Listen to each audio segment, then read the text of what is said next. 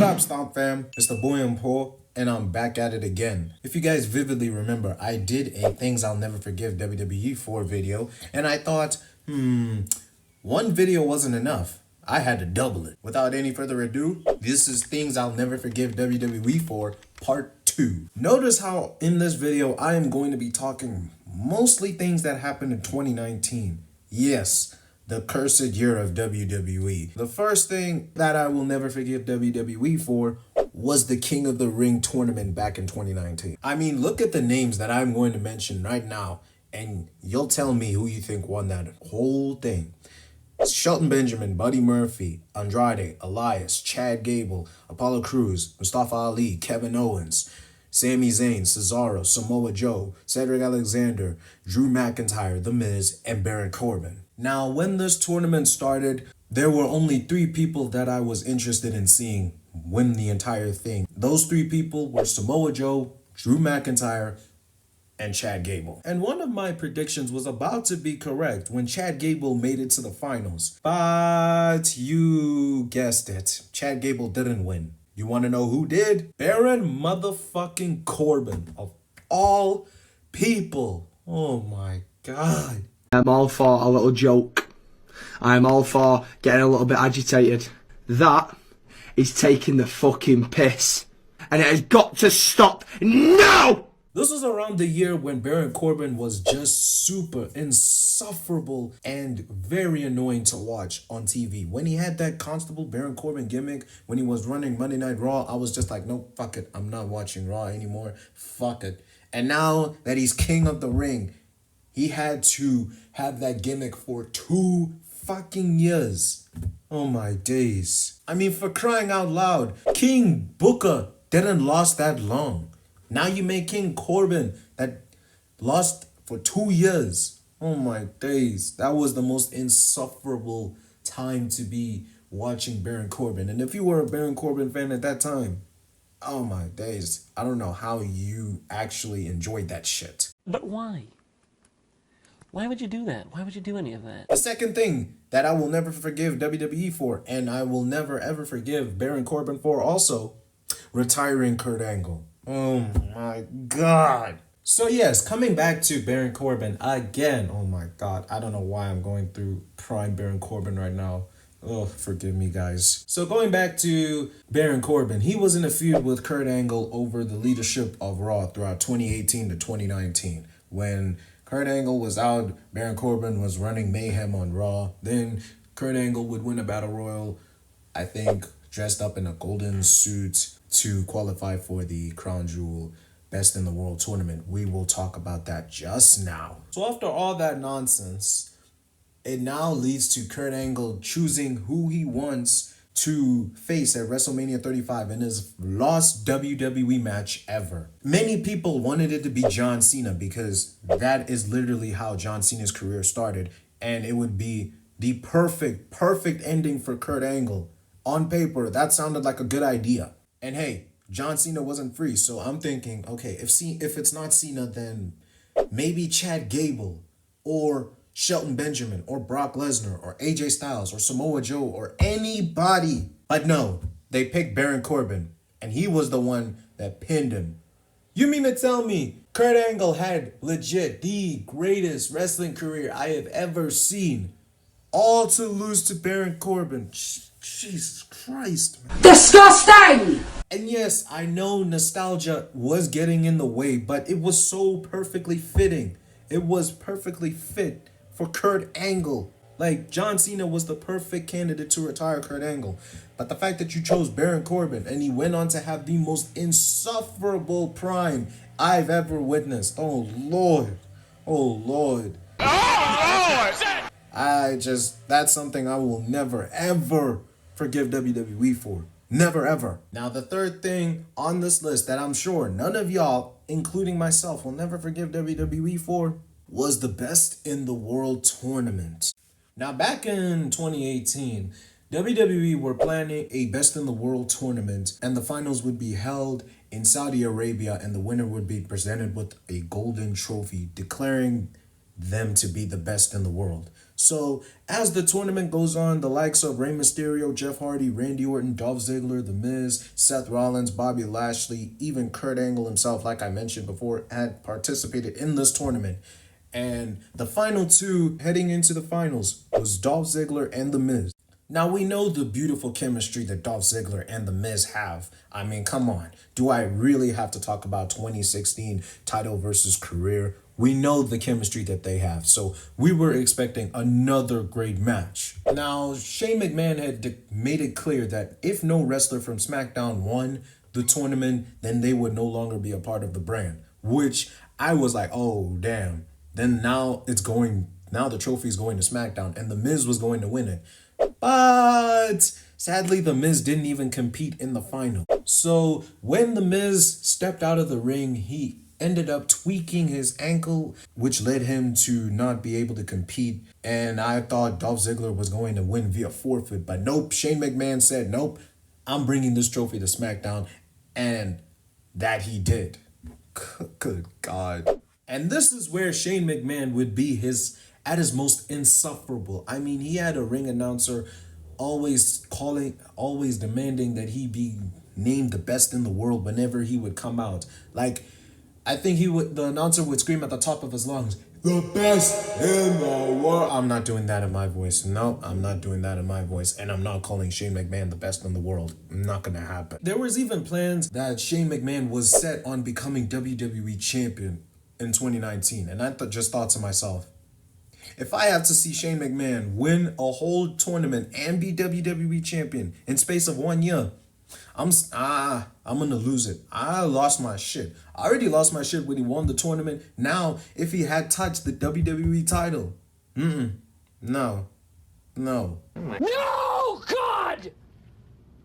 No, God, please, no! No! I was going to self-destruct. There's no way. The next thing that I will never forgive WWE for, which will not go under the radar, but from me, and I still want an explanation as to why the fuck this happened, was Extreme Rules 2021. So the match that I am talking about that everybody should be familiar with was Roman Reigns versus the Demon King Finn Balor for the Universal Championship. Now, you know Roman and Finn are doing their thing. They're giving us a dope-ass match. Now, it comes to the closing moments. Finn Balor has now taken out the Usos, and he has a weakened Roman Reigns in his sights. And now he's set on becoming a 2-time Universal Champion. So he kicks Roman Reigns into the turnbuckle, and now he is setting up for the coup de grace. So Finn Balor is on the top rope. He's gonna hit the coup de grace, hit the 1, 2, 3, become the new Universal Champion. Did that happen? Nope. When Finn Balor was on the top rope, setting up for the coup de grace to end the match, he doesn't even hit the move on Roman Reigns. He doesn't even jump mid-air and misses and gets speared. No! The fucking ropes break! And then Finn Balor falls over, Roman Reigns hits the spear, and Roman retains the title. I swear that is literally the #1 match in the Tribal Chief era that I despise so freaking much. And I acknowledge my Tribal Chief. I acknowledge the Tribal Chief all day long. You're glazing. I beg your pardon? But come on, that looked so fucking stupid. And I'm thinking to myself, are we gonna get an explanation? Because what the actual hell was that? I already should have known that Finn Balor was going to lose this match the minute he bought out the demon character. Because I don't think WWE were ready to take the belt off of Tribal Chief Roman Reigns, because back in 2021, that was Roman's year. I don't want to hear anybody tell me nothing. 2021 belongs to the Tribal Chief. But come on. You had to make such a stupid ass decision like that. Come on, bro. And WWE is known for stupid decisions. And the stupid decision I am going to be talking about right now, yeah, none of us will ever forgive WWE for, including me. The last and final thing that I will never, and I mean ever, forgive WWE for was Hell in a Cell 2019. Yes, I know. I am bringing up the forbidden pay-per-view, bro. But come on. this is part of the video. This is something I'm never going to forgive WWE for. So it had to be brought up either way. Hell in a Cell 2019 was such a dead-ass pay-per-view that the only good match that was actually dope was Becky Lynch versus Sasha Banks. Check that out if you haven't. Sasha should have won that match though, but that's a topic for another day. So the main event of the show is Seth Rollins versus The Fiend Bray Wyatt, rest in peace, Wyndham, for the Universal Championship. Yes, that hideous-ass red Universal Championship. We shall never speak of that title ever again. Yo, I should have known that this match, that it was so chai for this match, the minute I see that the lights turn red. Like, holy crap. I should have known then and there some bullshit was about to happen. And literally, I was right about it. I was right. Because BS did happen in that match. And I won't even lie, WWE put themselves in a lose-lose situation. You want to know why I say that? You have The Fiend, Bray Wyatt, who was the hottest thing right then in 2019. Everybody was so invested because it was this new character that we've never seen before. And then you have your top babyface champ, who just won the Universal title back from Brock Lesnar at SummerSlam 2019 after the second time that year. Like, it was literally a lose-lose situation because you did not want to make The Fiend look weak after a killer debut against Finn Balor, and you did not want Seth Rollins losing the title again. But guess what WWE does? So yeah, the match is going on. I mean, The Fiend is looking strong as hell, be kicking out at one out of every single thing that Seth Rollins has to offer. I mean, from stomps to pedigrees to everything.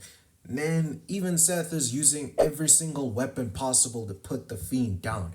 From steel chairs to toolboxes to ladders to kendo sticks. Hell, it even got to the point where Seth Rollins was about to use the sledgehammer. Yes, the iconic sledgehammer. Thank you, Triple H. So as Seth Rollins grabs the sledgehammer to potentially hit The Fiend and win the match, ending the pay-per-view, because that pay-per-view was literally atrocious, guys. It was so terrible.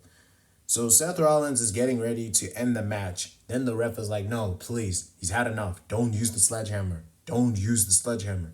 Now, my thought is, okay, something stupid is about to happen, and I guarantee you it's not going to end well. And something stupid did happen, all right? So Seth Rollins is contemplating whether or not to hit The Fiend with the sledgehammer and end the match afterwards. So here's what happens. Seth Rollins bashes The Fiend with said sledgehammer.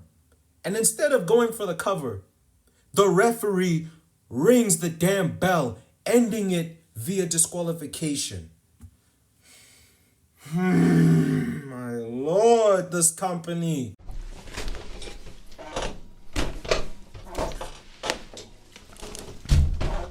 I'm done. No! Then and there, I just questioned the whole purpose of Hell in a Cell. Because if I vividly remember, Hell in a Cell is a no disqualification type of match. So literally anything goes. Literally, over the years, I have seen wrestlers use weapons in that match, and then nothing happens. Now, the minute that Seth Rollins uses a sledgehammer to bash Bray Wyatt's head in, you call off the match, ending it in DQ. Bro, you know it's bad. You know it's so bad when the crowd is chanting, "We want refunds" in AEW. Like, bro, you just literally make your whole audience feel so stupid. Like, come on. Why would you insult every single fan's intelligence by doing that nonsense? Come on. And I'm sure Vince was in the back jerking off saying, "That's some good shit. That was some good shit." No, Vince, it was not good shit. It was terrible shit. Goodness gracious, you should have retired long ago. Even Seth Rollins himself was so pissed off that he literally wanted to punch Vince in the face right then and there. And I don't even blame him. I would have been pissed too if you made me look that stupid and literally kill off the purpose of the entire Hell in a Cell concept. It's no DQ for a fucking reason. Why would you end the match in DQ? Yo, Vince McMahon sometimes really made me question why the fuck I became a wrestling fan. That was when I knew, yo, Seth, it's chai for you, my guy. I knew it was chai for Seth the minute that happened, bro. Because there was literally no saving Seth as a top babyface. And yes, in the case of The Fiend, a month later, he went on to win the Universal title again and cause havoc on SmackDown when he was drafted by Fox there. And then, yeah, he lost to the Goldberg, but I'm not going to talk about that. That'll be another discussion for another day. Anyways, guys, thank you so much for watching the video.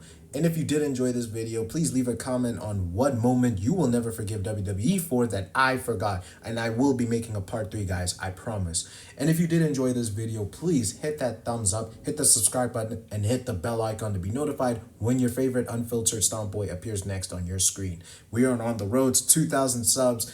And as I say, enjoy the December holidays. Take care of yourselves and peace. Ciao.